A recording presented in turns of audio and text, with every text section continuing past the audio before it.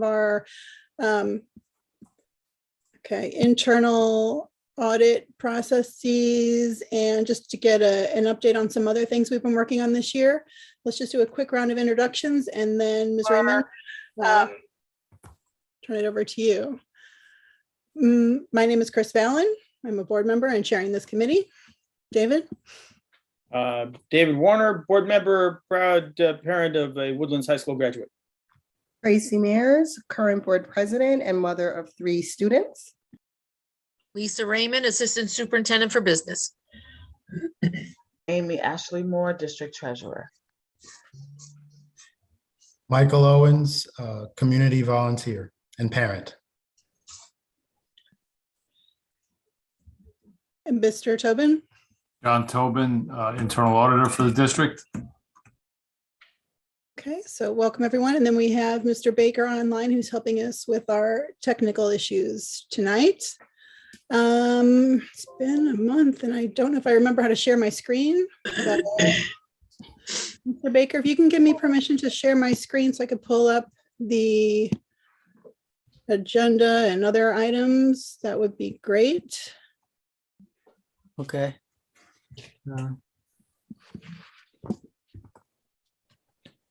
Okay, while we wait for my permission, I did share with the committee earlier the minutes from February 7th.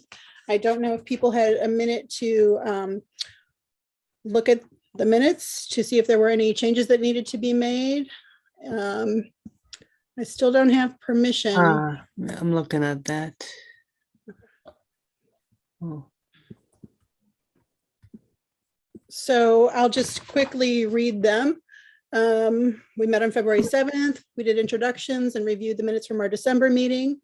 We reviewed our annual risk assessment report for the year ended June 30th, 2022, prepared by Mr. Tobin, who's with us tonight. And it was recommended that we cover human resources and payroll as the next area to investigate in depth. This is going to be. Can you try now? I just tried. Oh, yeah, there we go. Okay, so let's see. I'm doing Chrome, right? Oh, I feel like I haven't done this in a long time. So let's do. Sorry, everyone. Minutes. And identified our next steps, which is the meeting tonight and various board recommendations. So do I have a motion to approve the minutes as presented this evening? So moved. Second. Second, all in favor? Aye. Aye. Opposed, abstentions? Motion carries, minutes are done. Okay, so moving on to tonight's agenda. First, I just wanted to give an FYI to the committee that we've identified we're going to do 2 deep dives this year, the human resources and payroll, as we previously discussed, and Mr. Tobin will also be looking into buildings and grounds.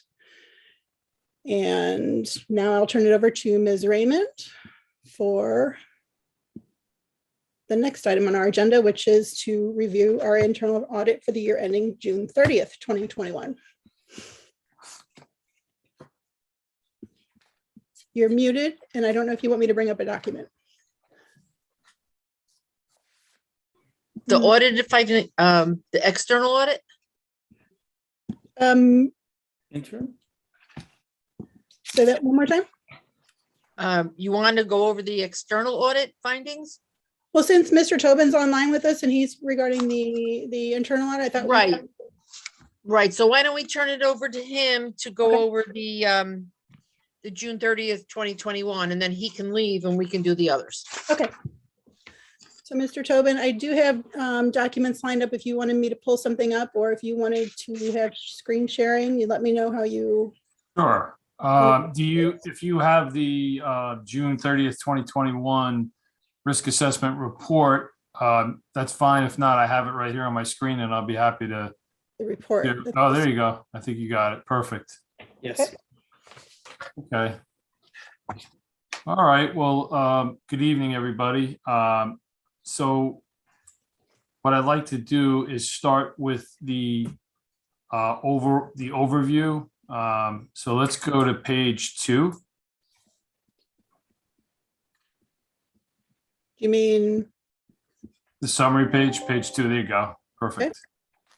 Okay, so just to kind of refresh everybody and bring you guys back in time a little bit here, and just to kind of explain why we're reviewing this report now, the big COVID, time when this Mhm. report was, done, and it was very difficult to schedule anything, and districts were closed, and so we had a really rough, bumpy year for this year in particular.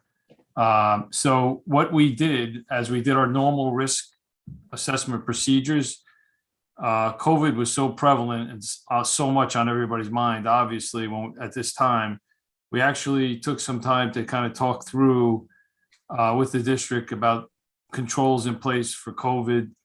They included things like being able to work from home, not only the students, but also the staff.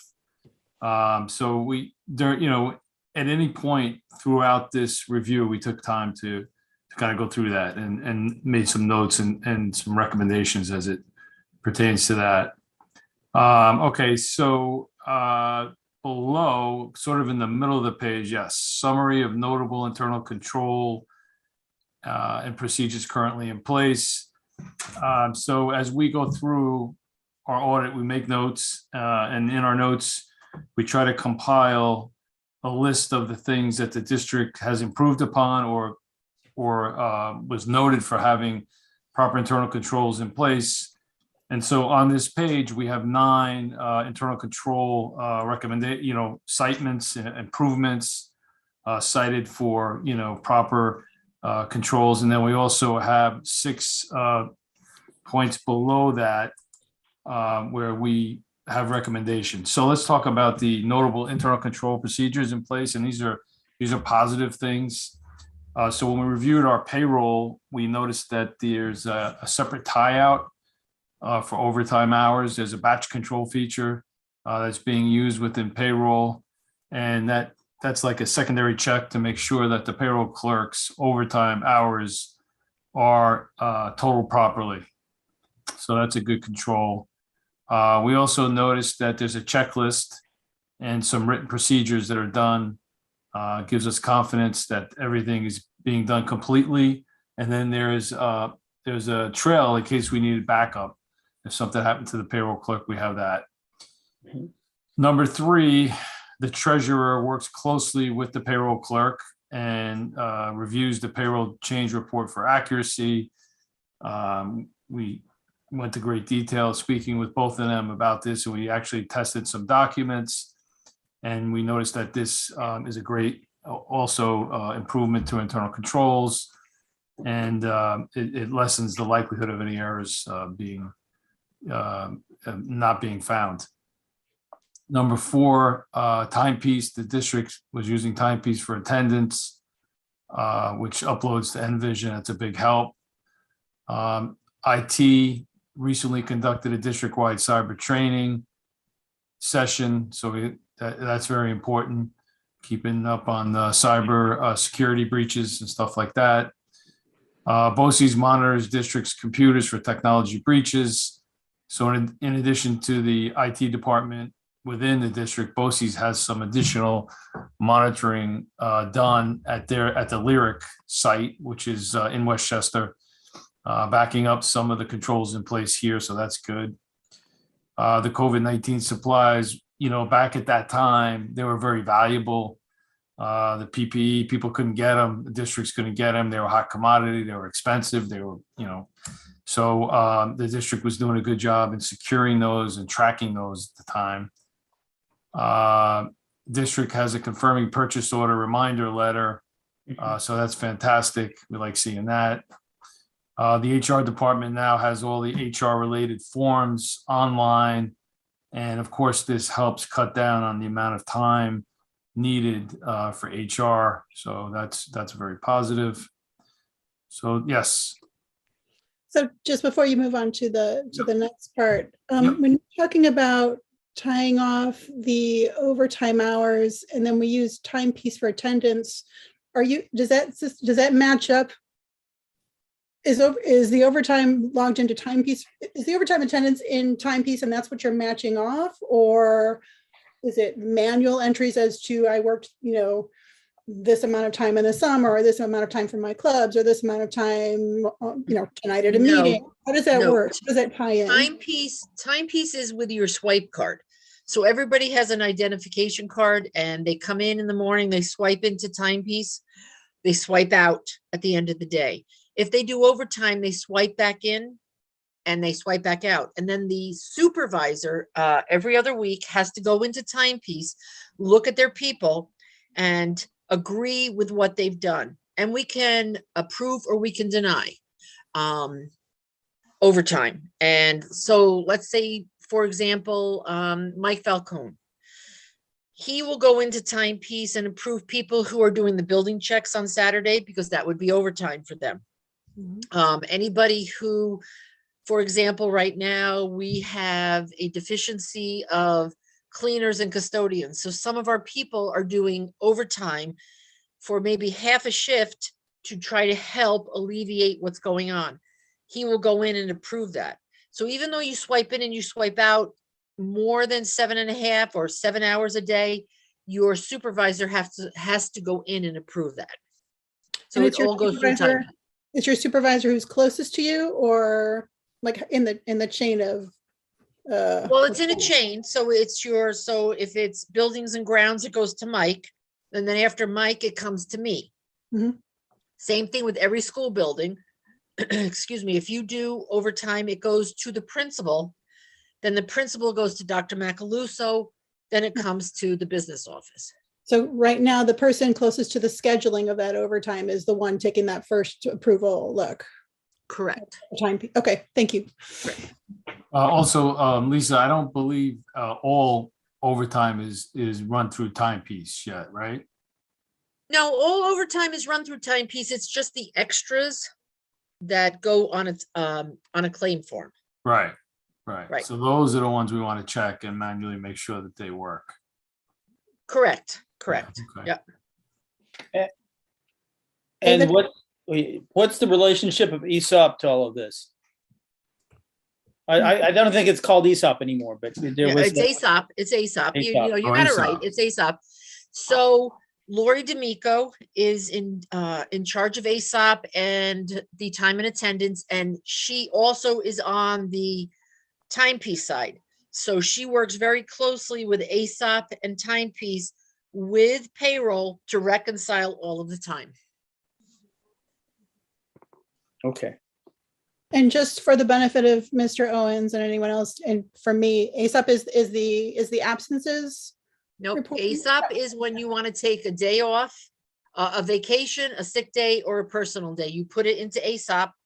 It alerts your principal or whoever your supervisor is that you've put this day in and that you won't be there. And then what Lori does is she downloads it to Envision, which goes right to time and attendance. But before she does that, she coordinates it with timepiece to make sure everything is okay. Okay. And is it also used to figure out who's going to sub for you, or is that a separate process? Well, that is also part of ASOP. Okay, there is a time and attendance piece and there's a sub calling piece. So anybody who's a sub and they sign up for the process, let's say a cleaner is going to be absent in the high school. A call through ASOP will go out to any sub cleaners and say, hey, we have a position in the high school. Would you like to fill it? That comes through ASOP. And then that will go through timepiece so that sub will get paid. Thanks. Okay. So the next section is going to be the areas for improvement, the recommendation for areas for improvement. The first two deal with technology. So what we've seen in a lot of districts was with help from BOCES, the lyric at BOCES, the districts were performing an intrusion detection test. And it was sort of almost like a separate technology audit that was being done. And this identifies risks to your network security environment. It's more of a technical, review by a technology specialist. And BOCES has a lot of these folks on staff. So that was the recommendation there, to do an intrusion detection test to see what the vulnerabilities are in the network security program. The So can next I one- stop you right there, Sure. John, just for a minute? Trustee Valen, I don't know. I know that part of this presentation tonight is to address these. Do you want to address them now, or do you want to wait? When we get to because they're related to the external audit. Is The that- No, no, corrective no. action Oh, the plan. corrective action plan. No, the corrective action plan. And because Mr. Tobin is bringing this up, do you want to address it now? Sure, we can do that. Okay, so John, I talked to Carlos Ramirez, Director of Technology, and he has informed me that, nope, that's the wrong corrective That's the action wrong plan, one. trustee. You're right. He has informed me that this intrusion has not been, it is in the works, and it will be done by the end of this year. That's great. Okay, the next one is, it's an easier one. This is the Fizzing Campaign. So this is one of those ones where you send employees an email that looks suspicious and hope they don't open it. And, then when they do open it, you kind of can see who is, complying with district policy by not opening emails where you don't know where they're coming from, and the people that do. So, this is something that a lot of districts have been doing lately, trying to educate the entire district more so we don't have these, crazy breaches that we all hear about. Right. And I have to tell you that Mr. Ramirez has done this a couple times so far this year. And I only know that because I got one. And I emailed him immediately and said, this doesn't look right. What is it? And he said, you passed the test, Lisa. You didn't open it up. So he is doing that. Yeah, same here. Oh, that's good, guys. I'm glad to hear that. The third one is purchasing related, utilization of Envision to email purchase orders to the vendors. I think more and more districts have been migrating to this, just to kind of explain it to everybody. A lot of districts are mailing the approved purchase orders to the vendors. And so what happens is sometimes there's backlogs, there's, time constraints, there's all kinds of things that congest the purchase orders. And then the whole chain of events to procurement get a little off. And so what we've seen lately is scanning the POs and making sure that the POs are then emailed to the vendors. So right now, through Envision, it is not set up to send the purchase order by email, but what we are doing is, because we have hundreds of vendors, Mairead is emailing separately all of the vendors where she can instead of mailing. So we are utilizing that, but not through Envision. Okay. And then the next natural recommendation would be to begin the process of moving over to ACH disbursements. Again, we're seeing this in a lot of the districts, and it seems to be going pretty well. I know that WinCap, which is the competitor for Envision, which you guys use, has been doing this for years. So they were way ahead of the curve on this. Now Envision is starting to catch up. And so we're seeing this in a lot of different districts. So what we are doing is, and once you brought this to our attention, we've had a changeover in accounts payable, but we are using some of our bigger vendors, our monthly vendors, such as Royal Coach. We're going to try it with them just to make sure it works before we set it up for everybody else. Yeah, and that's a great way to start it. That's usually what we see. Do a selective group, and then usually like the utility bills and stuff like that are already going that route because they all want to get paid that way. So Right. kind of just follow that. Now, I think this one was also addressed, the internal bank transfers, initiator and an approver. I'm pretty sure you guys have that already. Yes, taken that's care of. already over and done. We've already put that in place. And then the last comment was on bank reconciliations, only for extra classroom, not the regular bank reconciliations. They're fine. It was just the extra classroom bank reconciliations that were lagging a little bit when we did this audit. I believe that also has been updated. Yes, all of those bank reconciliations are up to date. Excellent. Okay. So that's a summary of the, positive internal control improvements that we noticed when we did our review, and then some of the items for further consideration to make improvements to internal controls. So if you scroll down further, I'll go over a little bit more of the report, and then we could see how much further detail you guys want to get into here. Okay, so just on this page alone, this just kind of tells you, what we've done during our review.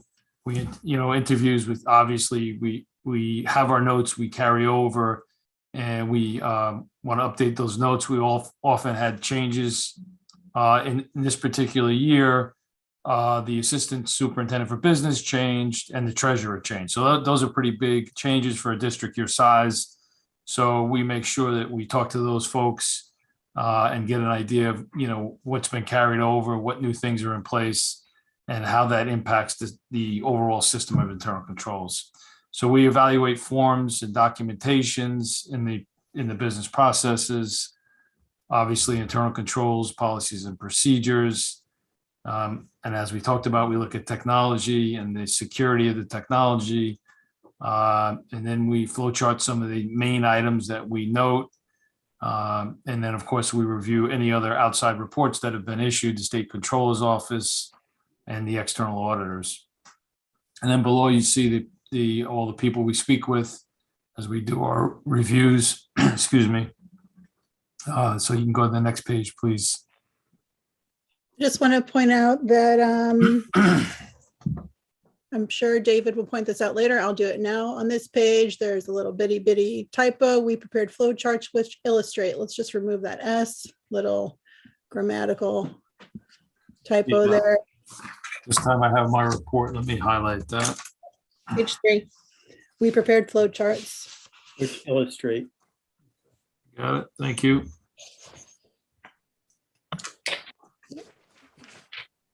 Okay, so then this is explanation of our risk rating scale. So you could see we have 3 different possible scores: low, medium, and high risk. And really what we're doing here is just having some risk levels where we assign a variable, key variables to, and then using those, we come up with a score.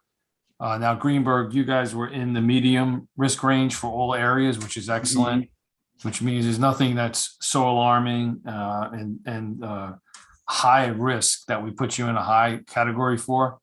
And the same thing, there's nothing really that low. So you guys are right kind of smack in the middle here. And you could see the different areas and the last scores and the current scores. So you could see that like technology actually did better. Grants went up. HR went up slightly.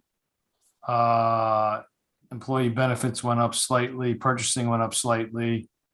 And extra classroom went up slightly. The rest of them didn't really change much. And the score changes aren't that big where it warrants any type of concern.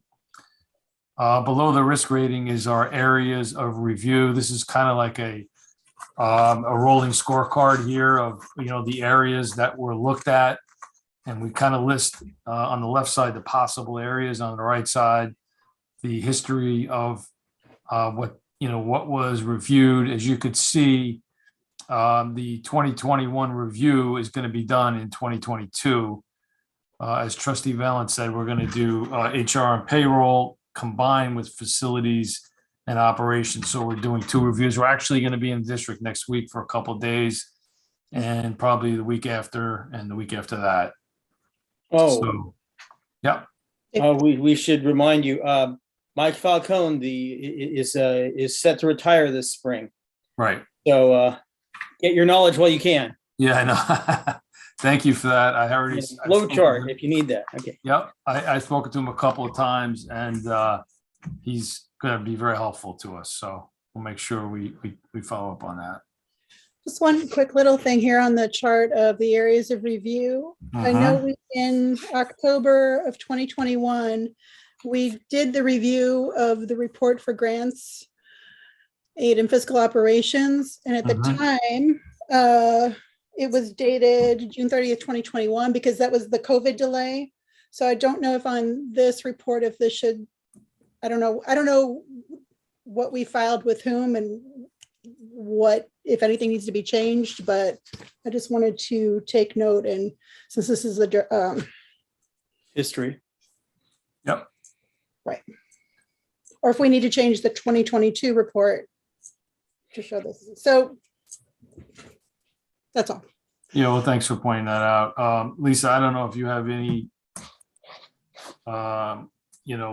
anything to say on that one way or the other. I think to me, they count for the year that they're posted here, and I think that's important. Like when we finish the facilities, maybe what I can do, maybe I could clarify in the next report, we could say for the year ended, review for the year ended, and then put it that way. That's a good point. Just some clarification. Right, so because John, this report that you're going over right now, that is what I will upload to the state. The intensive reviews are not uploaded to the state. Those are for the board's knowledge. They're not So- required by state. So the intensive, sorry, I missed, I don't know, again, what's filed with him, and maybe what I'm bringing up is not important. I just need to check what I'm saying. The draft review of grants that we did in October 2021 was labeled for the year ending June 30th, 2021. Oh, okay, I see. I'll Because we I'll missed correct. June 30th, 2020. So, Should be 2021. right. So, and I know, as Ms. Raymond just alluded to, this report is the final report for the year ending June 30th, 2021. So I think this needs to be amended Okay, Right, to read 2021 okay. before it's, officially accepted and filed. We'll be voting on this, well, depending on what the committee recommends, but theoretically it's up for vote next week by the full board. Okay, sorry. That's okay. I appreciate it. All right, so if you scroll to page 8. Okay, so now, I'm sorry, did I say 8? I meant 6. I apologize.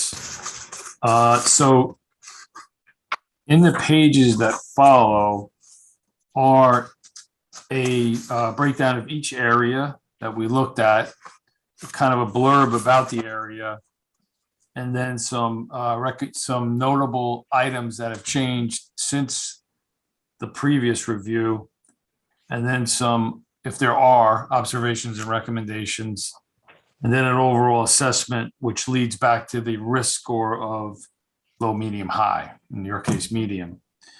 So I have spoken already about some of the,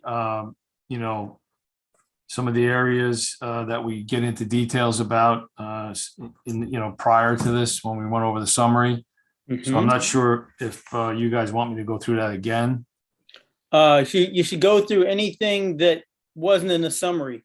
So I think the stuff in technology was in the summary. And Okay, I think the buildings and ground stuff was not. okay. All right, so if you go to buildings and grounds, yep. All right, so I'll just, kind of briefly touch on this. If you go to that top piece, I'm sorry, that was on page, there you go, on page 6, the bottom there. So this just gives you a little bit of, the background about the department, about buildings and grounds. The work orders, the security of assets for district. Staff of approximately 24 employees, mostly custodials, cleaners, and we do have some mechanics. And we have a director, of course, who's in charge of facility maintenance. And then it talks about the risk rating. So we'll go over now to the notable controls. And this is what I did touch on slightly with the COVID-19 supplies. They were purchased off the state contract. And they were maintained in a secure location. That was a concern at the time. Some other observations, having a vehicle acceptable use policy. Which we now have. Which we now have, which Okay, is great. policy Now have. 6480. And you mentioned it in the 2022 report, Okay, right? Because we did it like in July, right? okay. Uh, And then this was a comment which we took this out in the 22 report. Secure vestibule to gain access to the high school. That was done. it's Which, actually, John, is part of the Smart Schools Investment Plan. And just this week, Yep. we got confirmation that the SED Facilities Planning approved the project, and now it is with the committee to release the funding. That's awesome, guys. so we ought to put this in the cap. We ought to, right? We ought to get credit for these two things in the corrective action plan, just those two blurbs. Yep.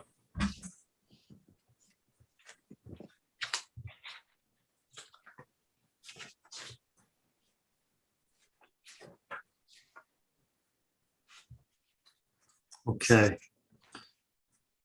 Yeah. The next area is government aids and grants. So this is the one where we did a deep dive in. But basically, there was some reports that were not filed timely with New York State. It was due to some of the turnover in the department.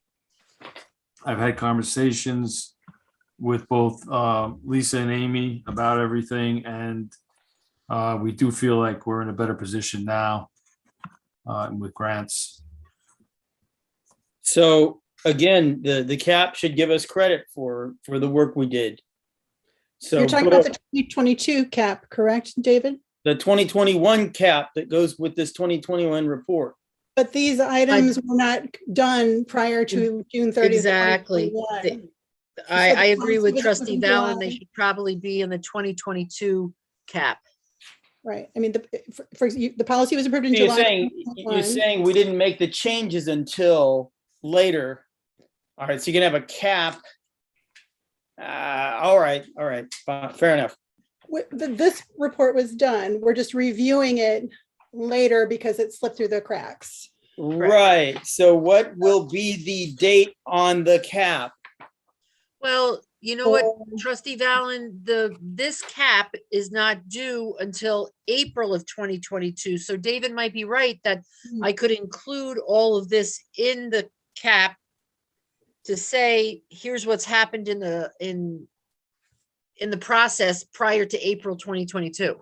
Right, so Gotcha. we have a choice. We could backdate the cap, or we can Correct. have current information.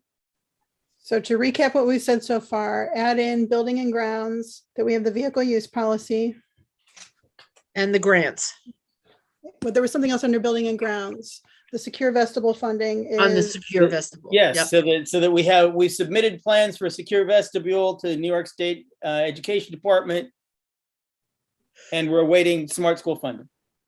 Right. We're just waiting for the committee to say, go ahead. and then government, okay.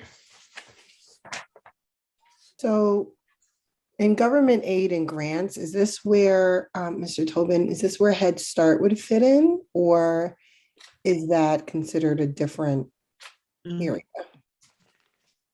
Uh, This is where Head Start would be, trustee Mears. So are there in your audit, in your assessment, did you have like dates for submissions for things as well as like, do you get that level of detail when you're auditing? Yeah, I mean, we were looking at, when reports were supposed to be filed with the state, when they were filed, and then where the data comes from to file those reports. You know, it's a whole separate audit we did on that, but we did look pretty deep. But remember, Head Start, even though it's a federally funded program. So even though there are dates there, remember that Westcop lost the bid. The federal government had to bid it out again, and it Mhm. was late in coming in.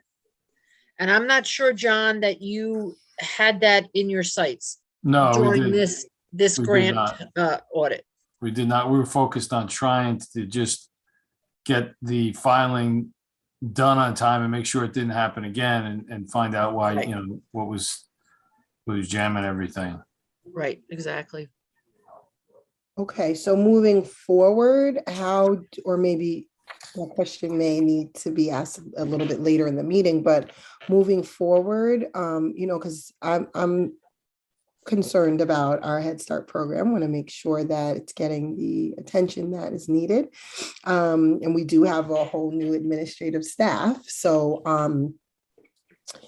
moving forward, do you have recommendations for? So trustee mayors, if I may, Amy and I have put together a calendar, kind of like in a tickler file, that we know a month ahead of time at minimum what needs to be addressed for the next one. So we already have the Head Start on our radar. We need to ask, be above, by this date, we need the agreement, we need approval, we need to go to Carol, everybody else, so that it gets funded or in on time so we can start getting the funding. Thank you. So are there any, other than the calendar, which is, that's actually was the area I was most concerned about.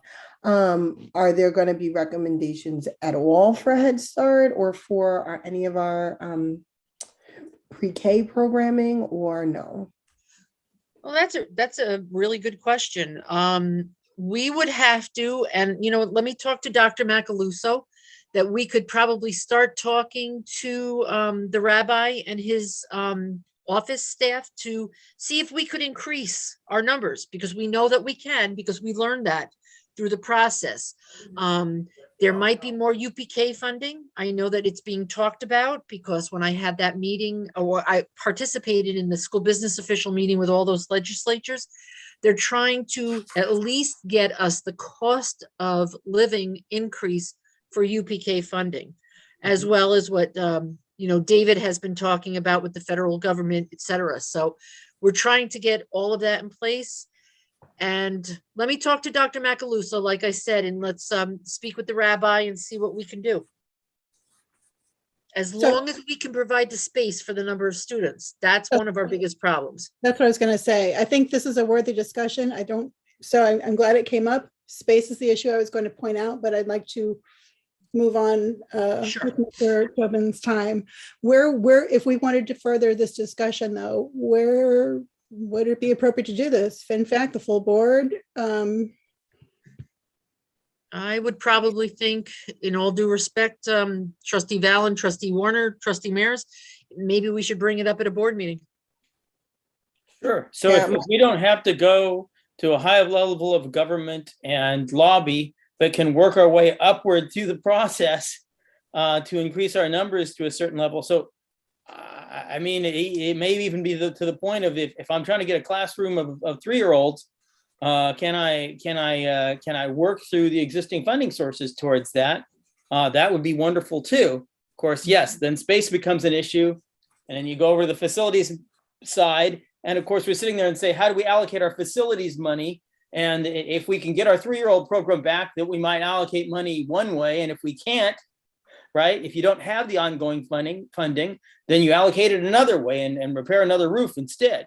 So, you have to consider both sides. Okay. So space is an issue. You're going to talk to Dr. Macaluso, and let's Yes. move on to the next point. Sorry to abbreviate the conversation, but I don't want to Right. take more time than needed. Okay. Okay, so the next area, human resources and payroll.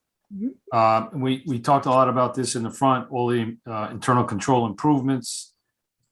Really, we also spoke about the fact that the treasurer was acting as a secondary approver, and we like that. So if we go to employee benefits, I think that's the next section, and there's something worth discussing there. All right, so the benefit clerk proves her invoice, her monthly invoice, by doing a one-on-one check with our software for employees that get benefits, so that she knows that each one is being charged appropriately. So what we're recommending here is a secondary proof. And a lot of the districts do this, develop a spreadsheet where the number of employees per invoice can be compared to the number on the Envision records, so that you actually do like a head count tie as a secondary control. Okay. Is that, sorry, Ms. Raymond, is that something in place currently, or should that be added to this cap? Because I don't see it here. I believe that it is already in place. Great. And I think a lot of who do you guys use again for your facilitator for that? Who's your broker for your health insurance? What's that? We have 3 different health insurance plans. Okay, but your largest is Swiss Chip. So Swiss Chip, I believe you can get Swiss Chip to send you in Excel the details. And from that could be the basis of the spreadsheet. It makes it a lot easier instead of having Correct. to put all the information in. Yep. So that's something that would be really good. Okay, so the next area, revenue and accounting, not much there. Purchase- Yeah. Okay, go ahead. No, purchasing, yeah. Where it's the second line down is where it says rated as high risk, should probably be medium risk. Okay, let me just catch up to you here. Okay, I see it. Yep, thank you. So the observations and recommendations here, we talked about the POs, trying to do an online version or an electronic version of the purchase orders, processing paper checks. We talked about ACH checks and the interbank transfers. So we did talk about all those things. Okay, on the next page 10 is extra classroom. Now, what happened with extra classroom is we did a deep dive review on that, and it's in the front here. It was one of the first areas we did in the district. So that was back in 2017. And a lot of things had changed since we first started, but there were some things that never were addressed. And so there we have listed them here. Now, the problem we had was when we went through this area, it was COVID. And so a lot of this stuff was just dormant. So there wasn't a lot we could do one way or the other to either change these or kind of observe it and speak to people. So we left the comments in as they were. But I don't know, Lisa, if you've had a chance to look at any of these to see if there's anything that has changed. Yep, Amy and I have been working on this with the lady, I don't remember her name, that is like the head person in the high school. And we've been working with the accounts payable person to try to get all of this cleaned up. It's a work in progress. It's not something that is easy, and we have to train them to do it the correct way. And the way that you, John, as our internal auditor and as our external auditor has recommended that we conduct things. So we are working on it. Okay, yeah, and I've seen improvement, in the subsequent to this, I have seen improvement. So maybe when I come in the next couple of weeks, we could discuss this again and see if there's any way to kind of circle Sure. back on some of these things. So is the Envision thing happening? Oh, I'm sorry. So it's on both ends. So I have to say that one auditor says that we should be using Envision to do things, and the other auditor is saying, I want an Excel spreadsheet for Yes. things. So Yes, now because we're- I remember all this external auditing was use the Excel spreadsheet. We weren't even doing that before. So now we Right. got that, and now, yeah, okay. So I have to say that it's kind of easier because we can put it in Envision, but Envision can download to an Excel spreadsheet. Okay, So we're doing both, and the bank recs are being done both, one in Envision, and then we'll do it again in a manual spreadsheet. and will that go in the district response in the cap? It should, yes. Mhm. Okay, Well, comparing the report we're looking at now with the one we looked at last month for the current school year in this area, it looks like there's one area here for 2021 that's no longer mentioned in 2022, which is this item number 3, which I actually believe is still unresolved. It's just, again, clubs have been slow to begin the cash collection process. I know there's really no good answer here, but I did want to point out the difference between the two reports, because I believe this may still be unresolved, and maybe it's just going to forever be unresolved because of the nature of extra classroom. So I don't know if you had. It is still, you are correct, trustee Valen, that is still unresolved, because any one of these avenues, school bucks, class wallet, if we wanted to use Venmo, or any of those, are going to charge us a fee. And the clubs don't want to assume the fee that is going to be charged. Right. So they are still collecting cash. They are still collecting checks, but we have stressed to them, you can't do a fundraiser. Let's just say Krispy Kreme donuts, collect all this cash and just stick it in your drawer. When you get this, you have to contact my office, come down daily and give us the money. We can put it in the safe to make a deposit, because it's too vulnerable being in a locked drawer, a locked file cabinet, whatever, and just hanging out for people to find out that it's there. So it is an issue and we're trying to solve it, but none of these organizations that will collect money for us are willing to waive the fees. And the flip side of that is the receipt of payment. You know, I don't know if people are writing out, you know, those old fashioned duplicate, triplicate things saying, yes, I've received payment from you, because that could also be potential disputes for whether or not, you know, a trip or something was paid for. There's no easy answer. Just thinking back to PTA days, it's Right. Yep. it's, This is something that plagues a lot of schools, though, because I've seen other districts where people steal the money, you know, which is horrible. And I've seen it, and we had to do an investigation of it. And it was because the money was collected during classes, then funneled to like almost like a lounge where it was a common lounge, and it was left unlocked, and the people stole the money, which I couldn't believe, but I guess it happens. Yep. I don't know if it's here or the other report. I do want to point out, I know we talk a lot about the high school, but there are some clubs and trips at other schools where this isn't just a high school issue, which I think Yes. is a couple of years ago, this was centralized or part of the process was centralized in the business office. So I just need to put that back in everyone's mind. It's not strictly a high school. And you know, even though the business office is the end result, we really shouldn't be doing the accounting for it. There should be somebody in the high school, in each school, who does the accounting. So when the club advisor and the treasurer of the club want to make a deposit, they go to this person in the school who collects the money and then sends it to the business office. The business office shouldn't be the person that the advisor is coming to. But I understand that my predecessor had it changed to be that way. But in most schools, that is not the way it's done. So we're working on that too. Yeah, and I'll just point out that you're using the word advisor. That's an interesting take on where maybe some of this can be coordinated. And I'll leave it at that. Yeah. Well, I do want to also, I don't know if I should point out, can you hear me?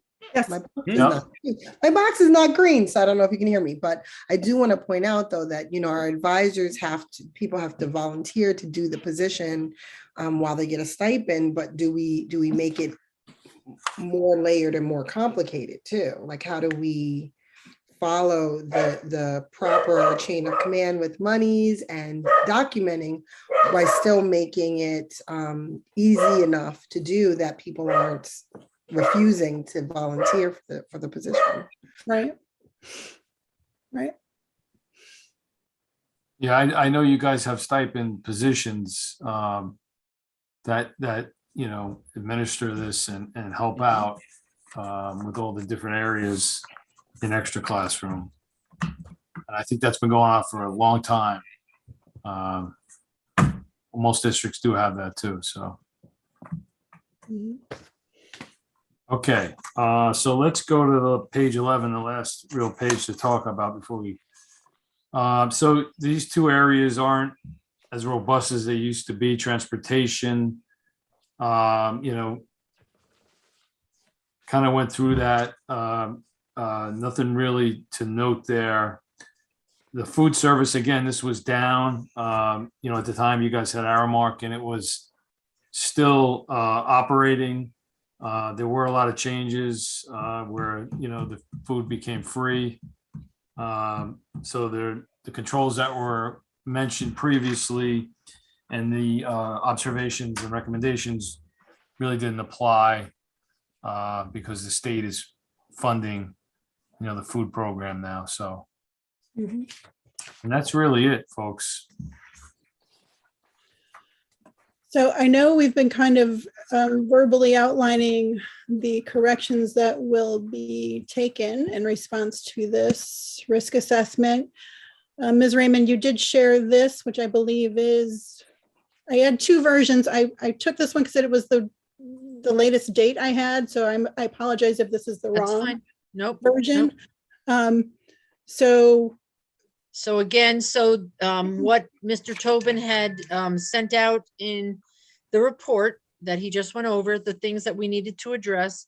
I've spoken with Mr. Ramirez, and the intrusion detection test is being done. It will be done by the end of the year.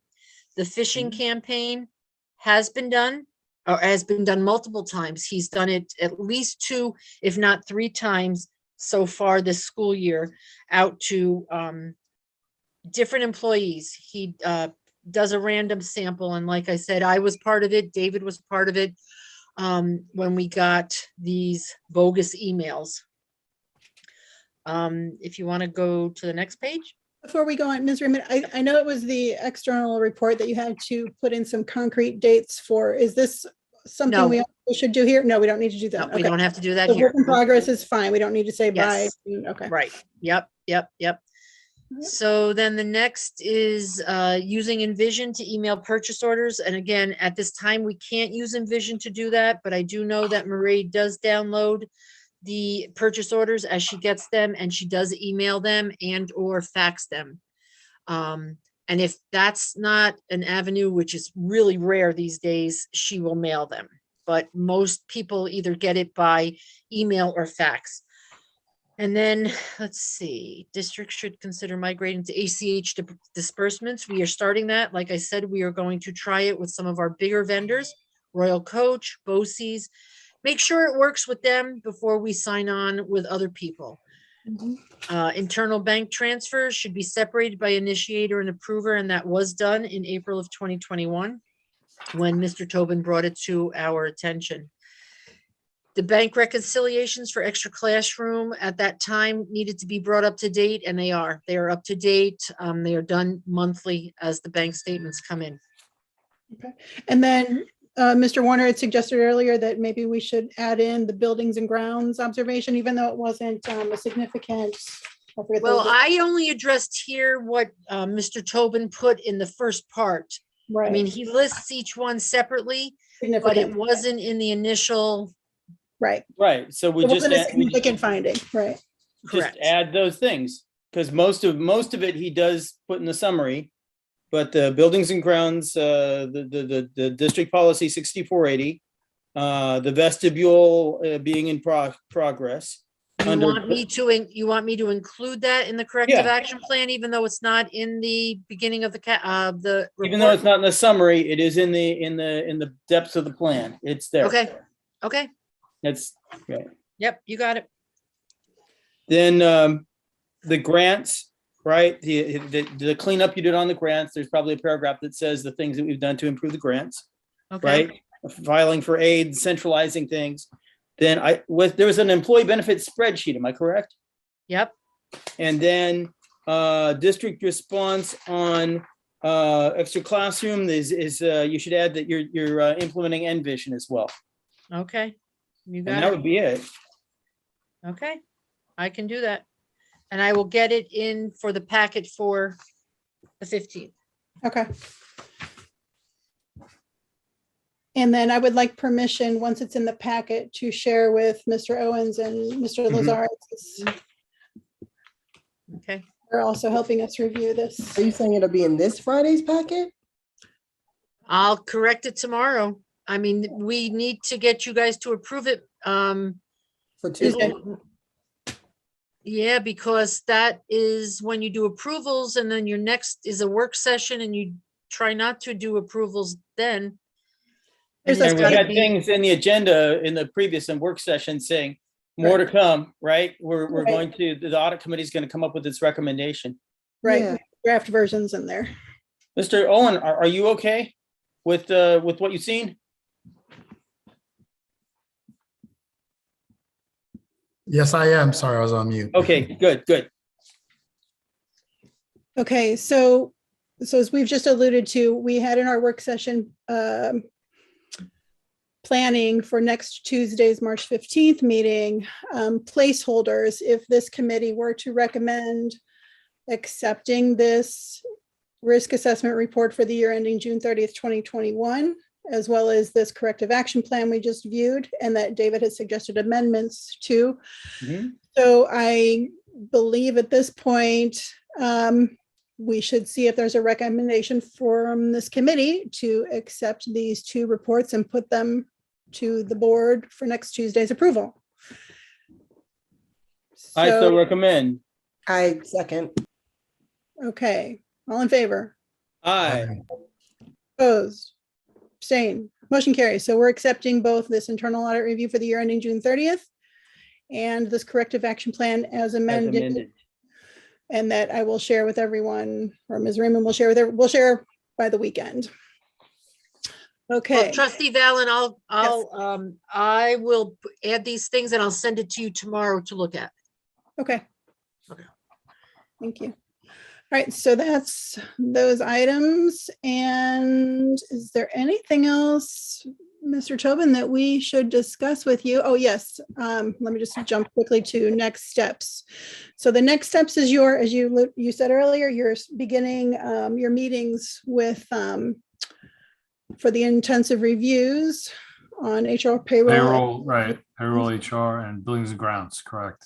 So I have two questions. One, last month, we reviewed the internal risk assessment for the year that we're currently in, ending June 30th, 2022. The board has not yet accepted that report.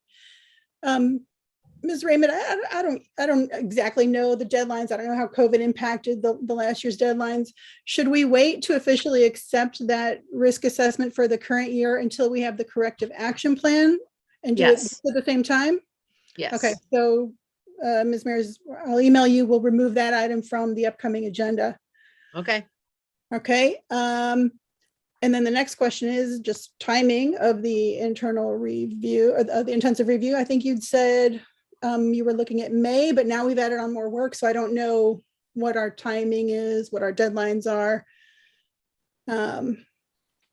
I think we can get this done by the end of May, both areas. Okay. So post-budget vote. Even with our, I was gonna say for Ms. Raymond, even with the budget coming up, you still think end of May? Okay, Well, basically, he's meeting with HR and payroll and Mike Falcone. So, I mean, John may meet with me and Amy, but the majority of his work is done with those three. okay. So end of May. So should we look at scheduling a meeting for the end of May or early June? Maybe you should give us to early June. That would be better. It's just to give us Yeah. a little more breathing room. Okay, Yeah, that's what I was I'll- gonna think. June 1st? you're ahead of me. Let's see. Our board meeting is on the 7th. The work session. Wednesday, the 1st is nice. Thursday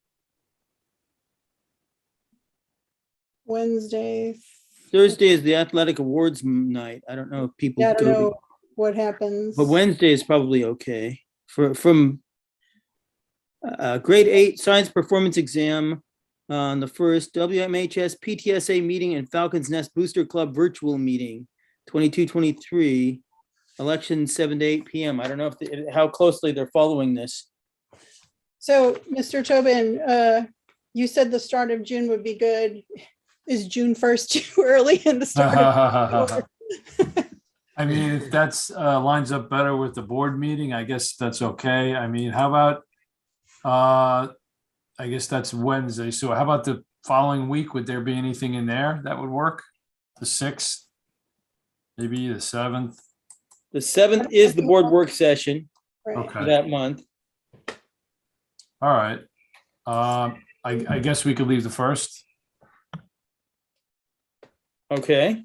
Ms. Raymond, what are your thoughts on timing for Oh, this? that's fine with me, whatever works for Mr. Tobin. So if we're looking at, what did we just say? The first, Wednesday, June 1st.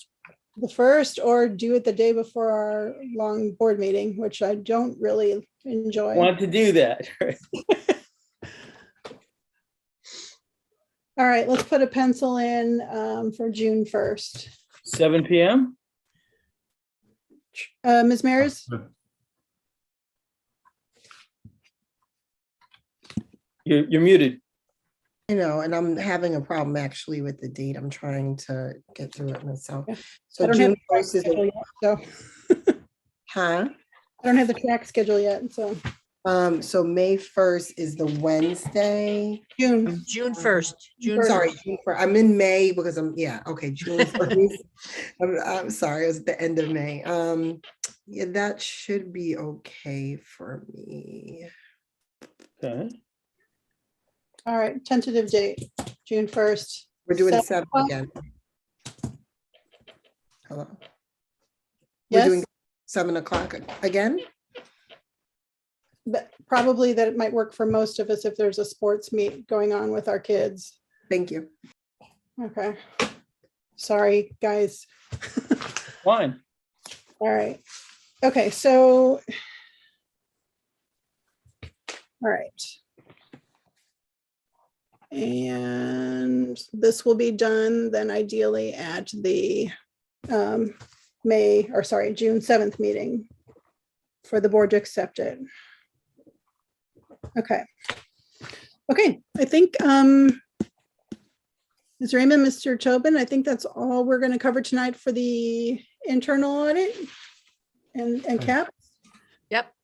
Any last thoughts before we bid you adieu? See you guys soon. Okay, thank you, Mr. Tobin. Okay, good luck, Thank you. guys. Okay, take care. Good night. Okay. Okay, so that's the internal audit. The next item on the agenda is first of all, just a note.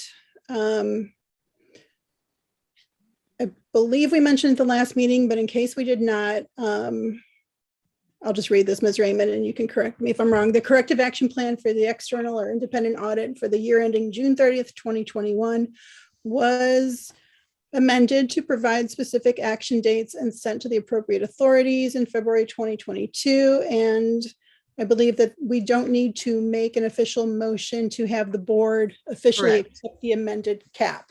Nope, This is for Correct. informational purposes. it's only. already been uploaded and accepted. Okay. Okay, and then now we're just getting a status update on our findings from the external audit that we discussed Okay. in October? So as far as the grants are concerned, it is definitely a work in progress. We have made great strides. Dr. Macaluso and I and Amy have been working on this.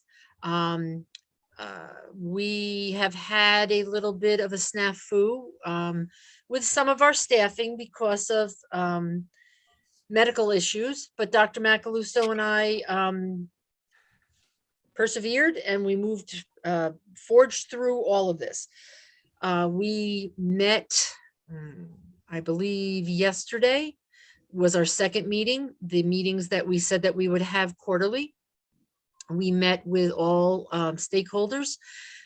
Dr. Macaluso and I have divided up the grants into who is going to do what. So for example, Mr. Giarusso, who is now the director of PPS, will take over section 611 and 619, which are grants just for special ed. He is currently working on those. We have been given an extension for this year because he is new and the previous director had left and there was nobody to do that grant. State has given us an extension and he is almost ready to file that. So that is a good thing. Ms. Mail does the UPK grant and she was working on that with Dr. Macaluso. That recently was approved last month, and Amy has already done a drawdown on those funds so that we can start collecting on those salaries that we have been paying. The title grants, Title I, Title II, Title III, and Title IV were also recently approved, and we will start drawing down on those. That is what the business office function is we will do the drawdowns. We don't write the grants. Once the grants are written and submitted, they are given to us. Amy will put them into Envision so that we can do a proper accounting of those. Once they're approved, then Amy will start doing the drawdowns on salaries, purchases, supplies, equipment, etc. As you know, the American Rescue Plan grant finally was approved last month, and we're not starting a drawdown on anything there yet because we haven't used any of those monies because we wanted to wait for those to be approved. The CARES Act funding, which was approved previously months ago, last year, we have been drawing down on that, and that was the first CARES Act money. So for ESSER and GEAR, and we're starting to draw down on that. And the CRISA funds, which is the Coronavirus Act, we amended that grant, if you remember, and we just got approval and we will start drawing down on that. So we are making improvements. We are making great strides. And we, Dr. Macaluso and I have put procedures in place to assure that in the future, in the upcoming, and Trustee Mayor's Head Start is part of this. Now that we have all of that done and rectified with the new company, Be Above, we will have all of that in place so that we have a systematic process in place. We know when our grants are due, we know what our deadlines are, and we know when to start them and start doing the process. It's not so much that you just apply for a grant, you have to jump through some hoops with monies that we have to give to private schools that are in our district, things like that, and have to have meetings with constituents, etc. So we are putting a calendar together so that we do that in a timely fashion.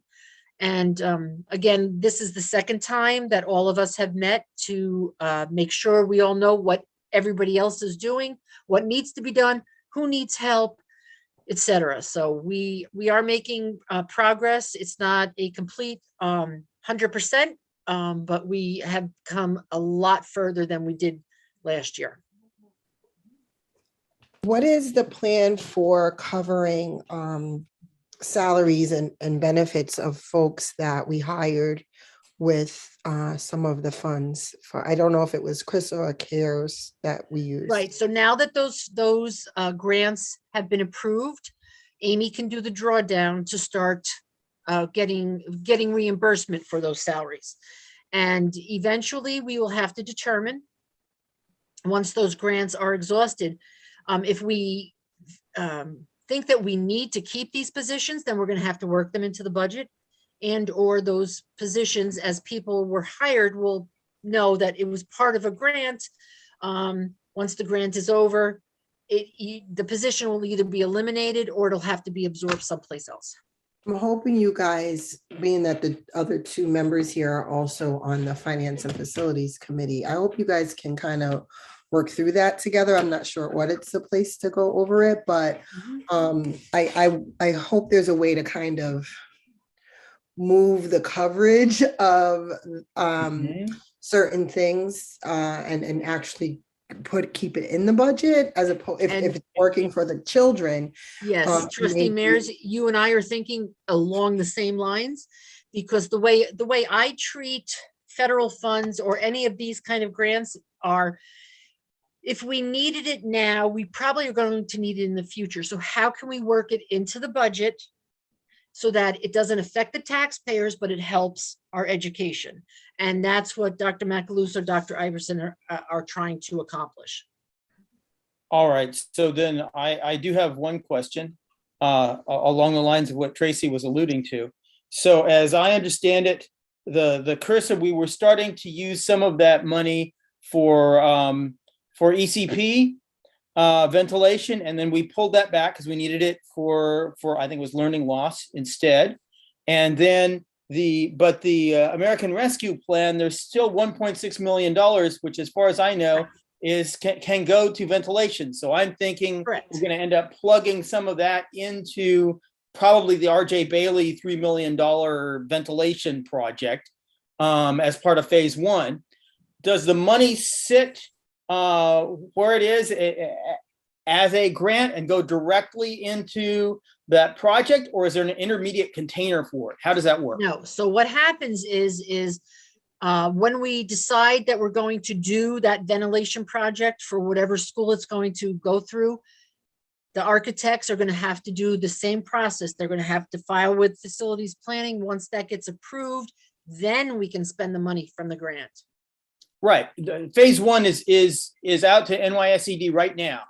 Right. Correct. So if it comes back in the spring like it should, then construction theoretically should be able to start in the summer. Of course, Correct. we're changing staff, so we'll hope we don't have too much construction there. Right, but what would have to happen, David, is what is in phase one is so much for this school, and this school. Right. What we put in the American Rescue Plan is for whichever school. Okay, let's just say they're going to have to put another submission in to facilities planning and say, hey, we want to do, let's just say LF Jackson, we want to do all of their ventilation, and it's in the American Rescue Plan. You need to approve that. Once it's approved, boom, it can go through ARP. Okay. And that's all in phase one now. Good. So so to follow on you, David, so part of your question was, where is that money sitting now? If I'm looking at the grant status reports we get every month, should I see this somewhere? No. Not American Rescue Plan. No, Chris, Trustee Valen, because that was only approved last week. That's not on your report yet. Gotcha. Okay. And the CRISA?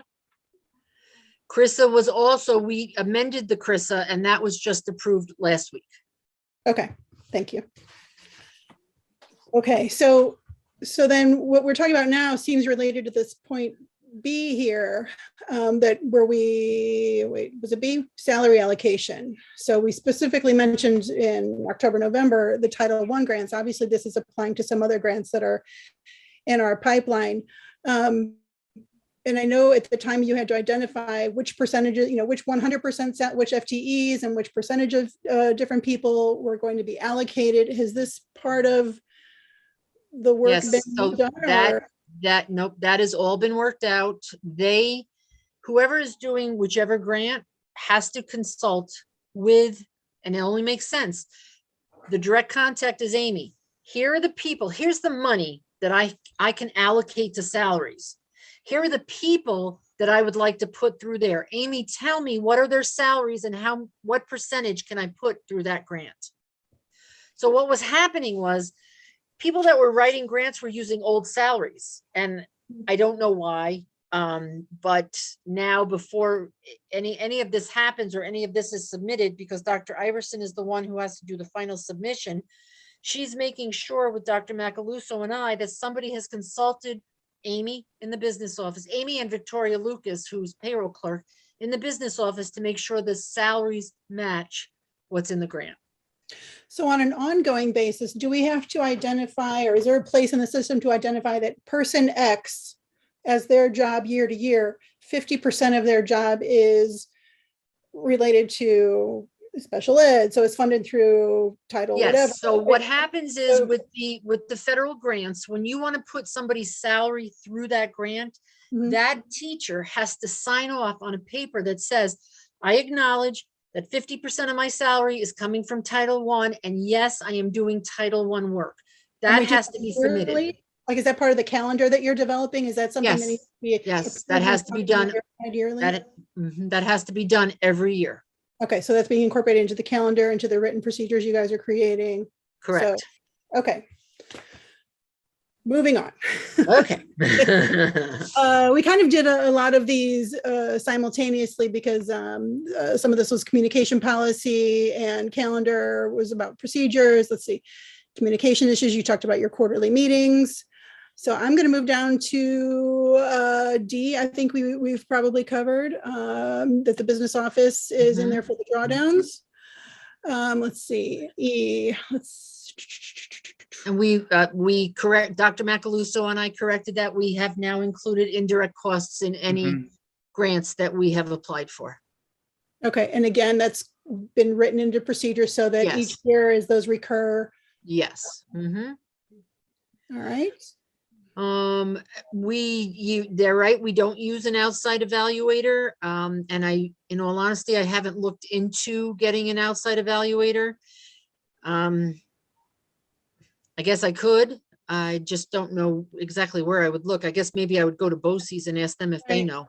At the time, we said we'd contact BOCES, and Yeah, Mr. Colvin yeah. also said he might have some recommendations, so. Yeah, maybe yeah. next time I we will meet- definitely contact BOCES and ask them. Okay. And then because some of these issues were both on the intensive review and the independent audit, so I Yep, kind of mixed yep, them all together. Yeah. And then these, I think, were specific to the independent audit cap. Yes. Old receivable balances. Okay, so old receivable balances, we have been working really hard to clean up these receivables. We've made calls, we've verified payments, money, we've collected money that was due to us. We've, I don't want to say we've negotiated because we haven't negotiated, but we've been in conversations with other schools who owe us money. Specifically, I'll tell you, the city of New York is horrendous in paying timely. And Lori D'Amico is the one that does these billings, and she has been speaking with them. We have collected most of the money that was outstanding for the general fund. There's still a small amount that we're waiting to hear from, so we're making great strides there. As far as the money for the special aid fund, which is the federal funds, we're making headway there. Not as fast as we were with the money that we needed to collect for the general fund.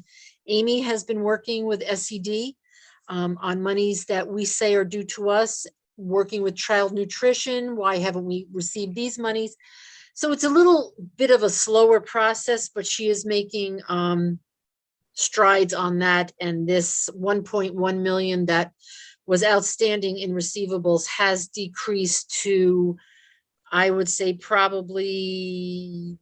we're probably between the $500,000 and $600,000 range that we're still trying to investigate. That's great. What about that, those amounts from 2017-18? Is that still in the pending file, or did that have to get written off? That is still in the pending file because of the not the lateness, but of the how old they are. Mhm. People have to go back and do research on. Okay. Did you say 500,000 or 600,000? Between 500,000 and 600,000. Yeah. Okay, then I think the next item was outstanding checks that we wrote to people. Yes. So we looked at these checks and who are they to? What is it for? I can't imagine that somebody that we would owe money to isn't banging on our door, asking us for the money. So we did quite a bit of research on it. And we did find out that some of these payments were for Medicare recipients. And those are our retirees that we reimburse Medicare payments for.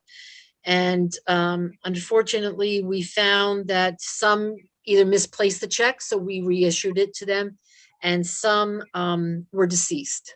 And once you pass away, you don't get the check, nor do your heirs. So we were able to write those off. And then there were others that Amy and I have been trying to do a little research on this and trying to figure out the history, but there were quite a few payments that were made to people that didn't get the STAR reimbursement off of their property taxes. So we thought this was in the midst of the pandemic. So the checks were cut, but where did they go? We couldn't figure it out. So we researched it with the county, because if the county didn't put your STAR reimbursement on your bill, I would think it would be the county's obligation to pay it to you. So after further research, we found that the county did pay these people, so we could reverse these checks. So for the most part, the age checks or on the checklist we're done with that. We're good. Do we often pay people the STAR? No, that's the first thing that raised the light bulb for me, because I know that it goes through the county. It's a county or a town system. It's not our system, because you get the STAR for school and your county bill. So I'm thinking, when we read the letters from the town acknowledged that it wasn't put on people's tax bills. Therefore, you need to reimburse them. And I think that somebody somewhere back then, 2 years ago, thought this might not, be right. So they held the checks, and then found out that it was the county's responsibility to pay those people. So it just was never reversed because it was the pandemic. That's what I'm thinking. So the checks were held. They weren't sent out in some No, possible. Yeah. they weren't sent out. Okay. That's Nobody ever cashed them. They were on the outstanding checklist. okay. Right.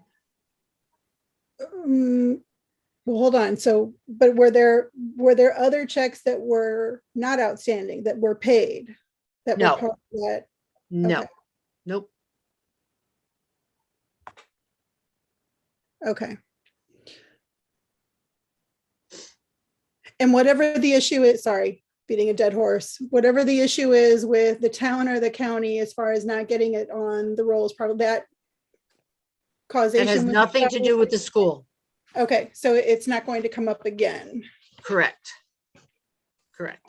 Okay. And you know what? I can't say that it's never going to come up again, but if it does come up again, because I've dealt with this in other districts that I've worked in, I know that it's not our responsibility to pay it. And our staff knows, so that there's Yes. if the question goes, directly to someone. You got to think about it too this way, Trustee Valen. Any payment that goes through has to have my signature on it, because I'm the purchasing agent. Okay, perfect. Okay, extra classroom corrections regarding sales tax and unspent. Yeah, there were unspent items. Yep. So again, extra classroom activities is a work in progress. We do not have the sales tax account anymore. Sales tax has to come out of each club's activity, and they have to account for it, which is just a journal entry on a spreadsheet so that they know we may have collected $2,100, but 100 of it is for sales tax. So we can't spend 2,100, and it has to be indicated as such. And we've been educating the advisors and the treasurers of each group that this is the way it has to be done. The auditors are right. We couldn't have a sales tax account that is a separate account. We just have to account for it in each lane, which we are starting to do. Any unspent money in a class that has graduated, the class should really designate what they want to do with the money. I want to buy a statue, or I want to buy a tree to be planted, out in the commons or what have you. But if they don't, any unspent money then is supposed to revert to the student activity, student government. So Okay.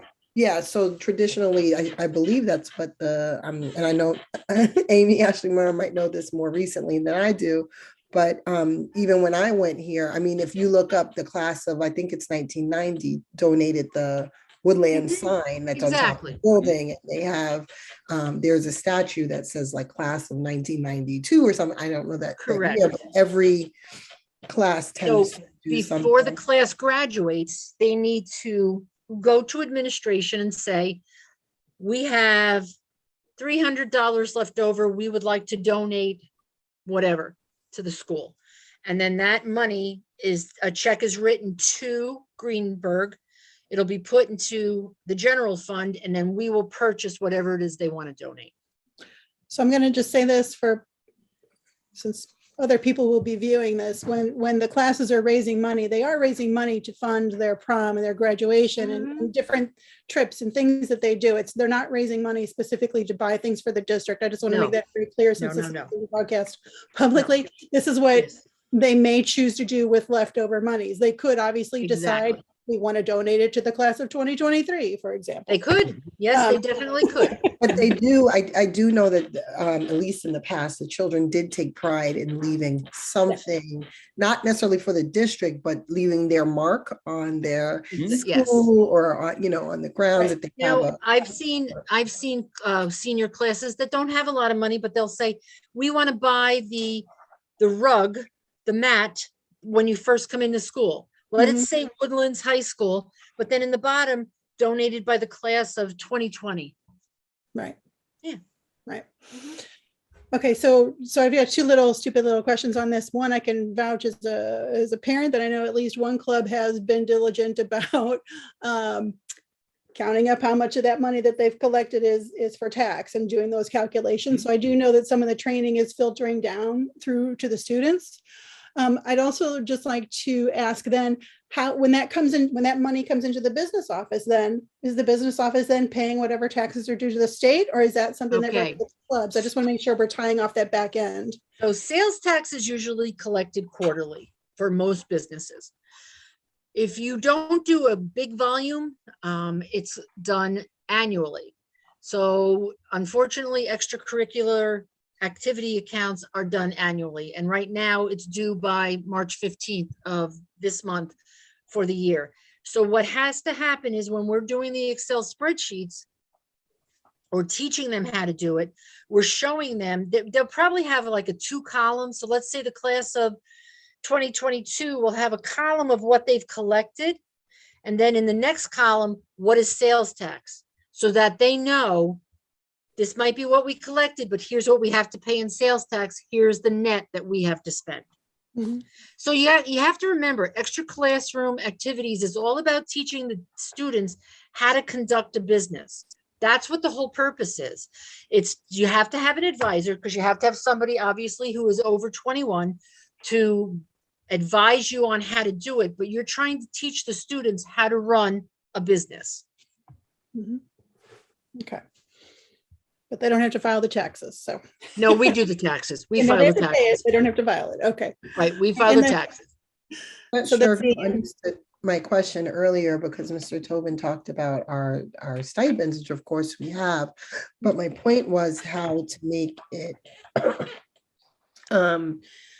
simple enough because, yes, we're teaching the children how to run a business, but it doesn't mean that all staff members either know how to run a business themselves or right. So we're training, but also to make it, I guess, streamlined enough that it can be. Yes. And so what we have done is there is a handbook that we have. We didn't create it. We adopted it from the state, but we give it to all advisors. Here's how to conduct an extracurricular club.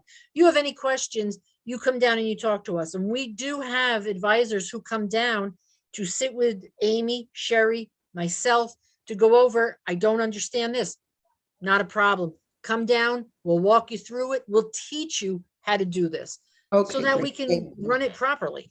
Thank you. That was my my question. And the last item was interfund receivable accounts payable. Don't remember what that was exactly. I'd have to look here. Business, all right, so we have aged accounts payable. And you have to remember that even though we are a July 1 to June 30th is our school year, there are grants that run different times. Some go July 1 to August 30, you know, nobody runs on the same calendar. So part of what our problem is something that's called SEDCAR payments, and SEDCAR payments are payments that are made from other school districts to us for special ed students. And what we're trying to do is for accounts payable, we're trying to reconcile. I'm just not going to pay another school because they say, pay me $5,000. I need a bill, I need detail, and then I need PPS to go over it to make sure that it's accurate before I pay it. Believe it or not, we are having problems getting other schools to give us these bills. And I'm not going to pay them until I get the details so I can verify and make sure that we do owe these people this money. So we are working on it.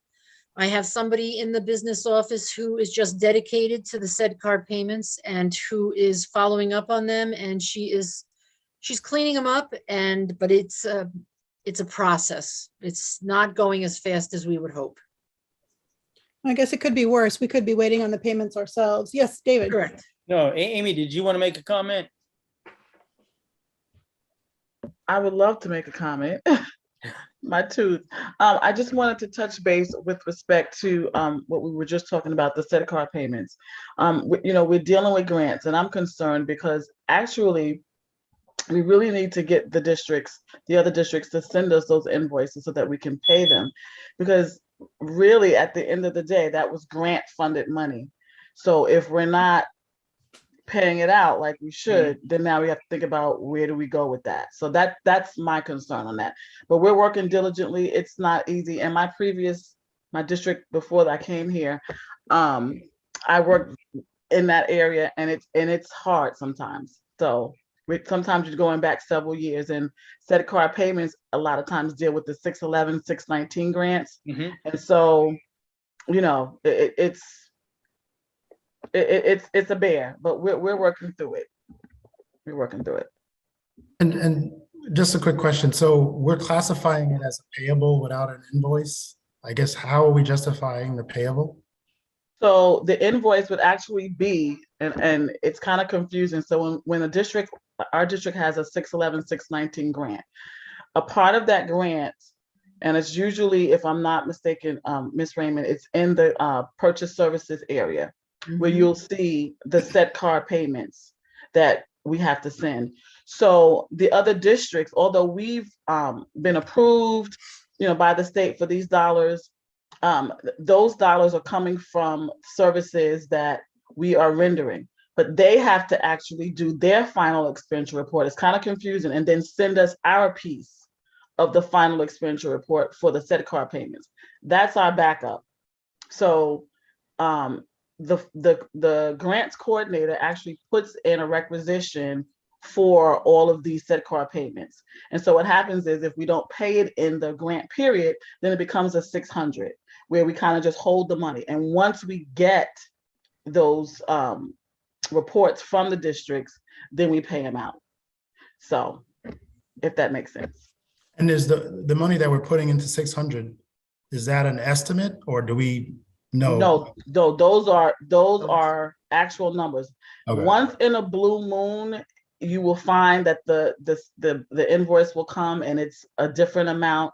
And that could be because the amount of students that it was initially thought we were going to be servicing could change. And so there's a lot of different variables but most of the time it's to the penny, as it should be, because it's grant funded money that has already been approved. And so, yeah.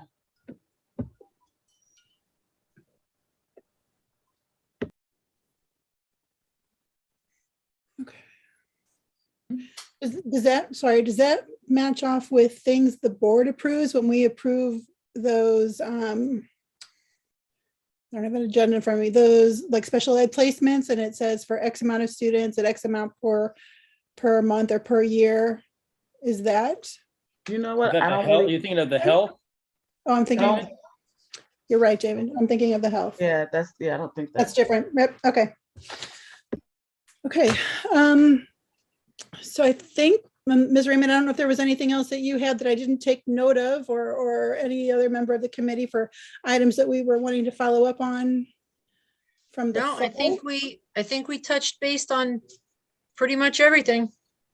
Okay, so looking again at our next steps, I will be asking our leadership team to remove an item from the upcoming agenda related to one of our approvals. We've set our meeting date for June 1st at 7 p.m. to follow up on the intensive review of human resources grants and buildings and grounds.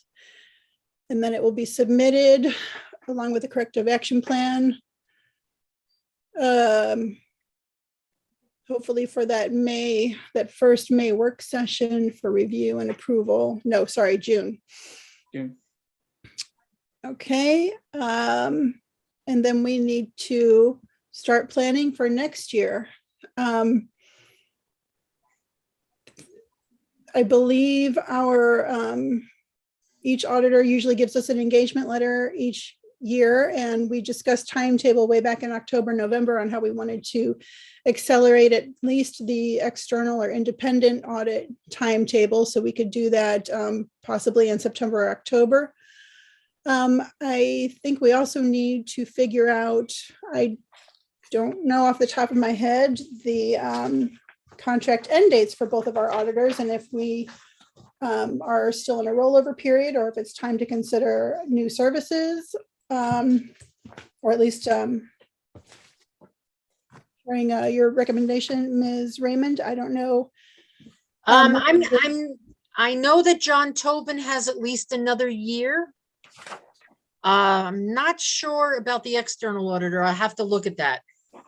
Okay, so maybe, all right, if you could look into that. I'm trying to figure out, would we meet before June 1st?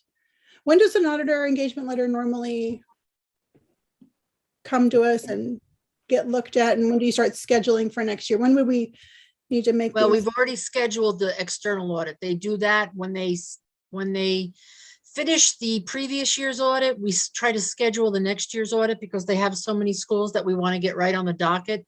Yep. I believe, though, Amy, correct me if I'm wrong, the engagement letter will probably come mid-May, June? towards the end of May. Towards the Yeah. end of May. And so, do we ever have an exec session portion of this meeting? We could, we could do that now if you want, but I'd like to see if,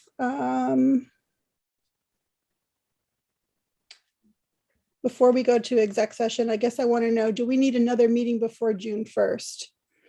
If we don't think we'll get the letter mid-May, Yeah, I don't might think- get it at that June 1st meeting then to look at the letter. Well, you got to remember the engagement letter is boilerplate. Right. Okay. So I don't think you need one before June 1st. Okay, so, Unless someone's Tracy. contract is coming to an end. Right. Tracy, are you making a motion? Sure, I move that we go into exec session to discuss some personal items related to particular contract negotiations. Second, All in favor? aye. Opposed? Abstentions? Okay, for the purposes of the audit committee meeting, I don't think there will be any further decisions made tonight. Anyone interrupt me if I'm incorrect, but we will, for the purposes of the live stream, we will adjourn to executive session and dismiss the meeting directly from there. So, And can you stop live streaming? Are you the host? no, I can do that. Yes. I don't think I can. Oh, You would like to stop live streaming now? I would like to, yes, stop live streaming. I didn't even realize someone was on.